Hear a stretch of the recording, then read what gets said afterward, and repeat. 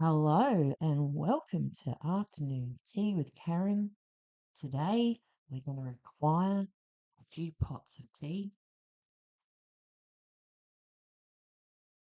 because in 2021, Ballarat Council took the results of a survey that they did not advertise particularly well, and with 208 responses from a town with a population of over 100,000 people, they devised a plan. So, in accordance to the Copyright Act, let's have a look. Good evening, ladies and gentlemen. Welcome to our council meeting of Wednesday, the 28th of April 2021. We'll start by reading the affirmation. So, councillors, please stand.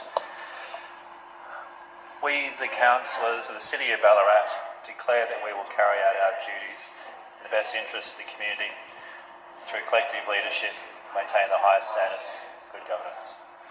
Thank you. Okay, item 8.1 as we move into officer's report. Item 8.1 relates to the potential establishment of an LGBTIQA+ advisory committee and action plan in response to a resolution we passed a meeting or two ago, resolution 36/21. We have some public representations tonight. The first public representation is from Jay Morrison. Welcome. Thank you, Mr. Mayor and councillors. My name is Jay Morrison. I live in Ballarat North and I'm a member of the LGBTIQA+ community. I ask councillors tonight to support the recommendations to establish an LGBTIQA+ advisory committee. When I decided to move to Ballarat 5 years ago, and I told my friends and family that I would be moving here, I was met with warnings. People warned me that Ballarat was an unwelcoming place for members of the LGBTIQA+ community, and that it would be physically unsafe for my fiancée and I. However, generally, we have found the community to be the opposite. But this is due to increased visibility, advocacy, and leadership within the community.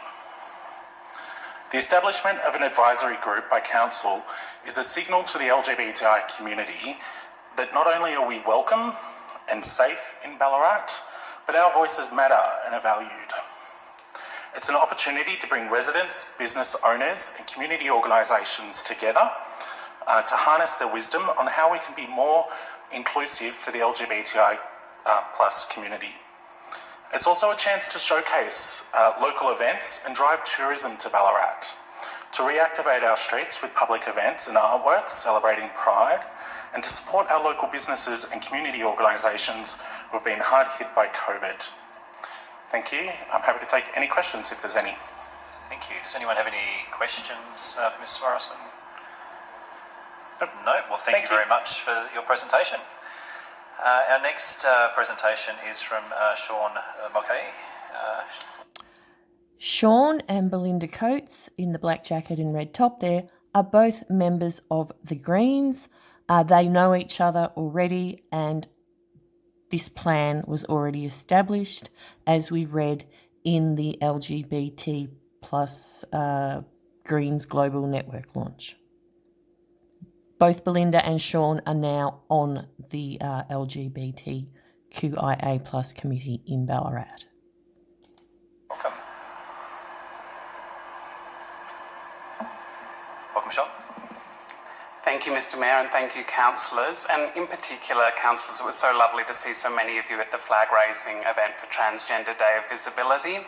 I thank you for us supporting our community then, and ask you to support our community now by establishing and resourcing an LGBTIQA+ advisory committee. The Victorian Agency for Health Information's report on the health and wellbeing of the LGBTIQ population in Victoria shows that 9.6% of Ballarat residents identify as LGBTIQ+. This is the fifth highest percentage of any local government area in Victoria, but often we lack the visibility compared to our city cousins. From my own experience, I still feel nervous when holding my partner's hand when I walk down the street in Ballarat North. An LGBTIQA plus advisory committee can assist council in ensuring it's inclusive, but it can also investigate tourism initiatives that will bring more people to Ballarat events, which will support our local traders, to investigate visible displays of pride to activate streets like Bridge Mall, and to support our business owners in their post-COVID economic recovery. The council plan says that Ballarat City Council is inclusive of everyone who lives, works, invests, studies and visits our city. And what better way is there to reflect that ideal than supporting the establishment and resourcing of an LGBTIQA plus advisory committee? Thank you, councillors. Fantastic, thank you very much. Any questions, Sean? Thank you again for taking the time to come in tonight. Thank you. Our next presentation tonight is from Sage Akuri. Sage. Hello and welcome. Hello. Thank you, Mr. Mayor, councillors. So my name is Sage Akuri, and I use they, them pronouns. I'm a part of the LGBTIQA plus community here in Ballarat, and I've been living here for almost a year out in Windaree. I have worked in LGBTIQA plus inclusion and advocacy for over the past 5 years, and I strongly support the establishment of the LGBTIQA plus advisory committee. There are gaps in the LGBTIQA plus inclusion in Ballarat, and this committee can help fill those gaps. There is a significant body of evidence stating that LGBTIQA plus people experience anxiety and depression at higher rates than their heterosexual peers, and are at greater risk of self-harm and suicide. LGBTIQA plus inclusive practices are one of many ways of helping lower these stats, ensuring a higher quality of life for LGBTIQA plus people. Council here has an important role in ensuring the City of Ballarat is a safe and inclusive space for all residents. Establishing this committee highlights the issue as a priority for Council and ensures that Council is well equipped to effect meaningful change. It is therefore crucial that the City of Ballarat are tailoring their services to address the needs of its LGBTIQA plus residents in a way that is affirming of all LGBTIQA plus identities, and is also attentive to the discrimination, social isolation and other adverse experiences LGBTIQA plus people continue to face. So I urge you to vote in favour of establishing an advisory committee today. Thank you. Thanks, Sage. Any questions? Thanks again for taking the time to come in tonight, Sage. We also have a representation tonight from Shani Carroll. Good evening and welcome, Shani. Hello, thank you, Mayor, thank you, councillors. My name is Shani Carroll, and I'm part of the LGBTIQA plus community. I grew up in Haddon and went to school in Ballarat, and all of my family are from Ballarat. I've called Ballarat home my entire life.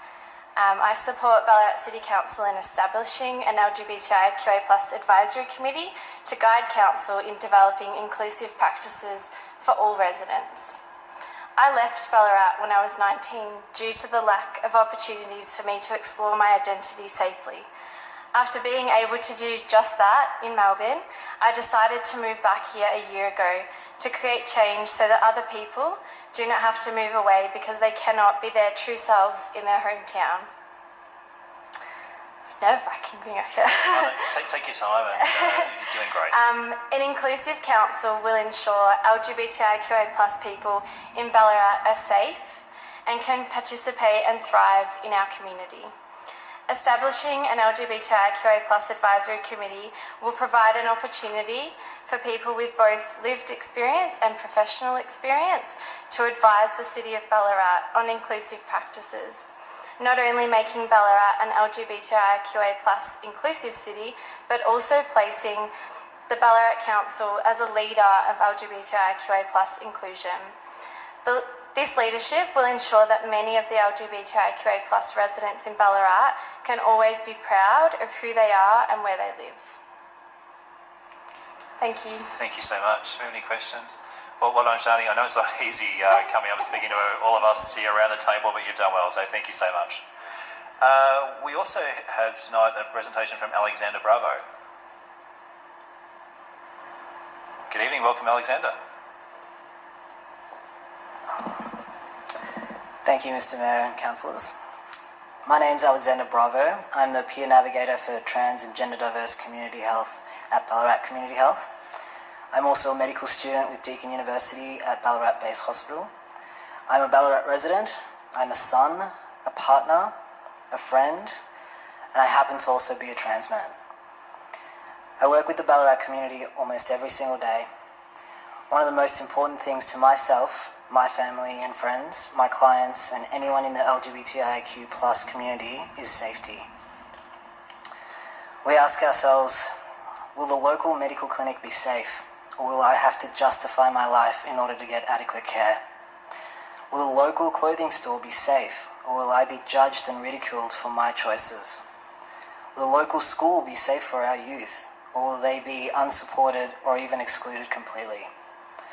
Will our elders be safe in the local aged care facilities, or will they be isolated and silenced? Will I be safe walking in the middle of town, or will I be harassed and assaulted just for being me? These are the types of questions that go through our minds. Safety can only be made possible with support from our local government. We need council members who not only respect our community, but who understand what our community needs. It's not enough for a flag to be raised or a pin to be worn. We need LGBTIQ plus inclusive education as well as representation amongst our leaders. This is where an LGBTIQ plus advisory committee would step in. We have a TGD clinic here. We have multiple organisations who are Rainbow Tick accredited here. We have Frolic Festival here. We have community here. With education and inclusive practice comes safety. Other regional towns are looking to us, and this is our chance to grow. Right now, we need leaders who will stand with us, but most importantly, who will hear our voices and stand for us. Thank you. See you soon for part 2.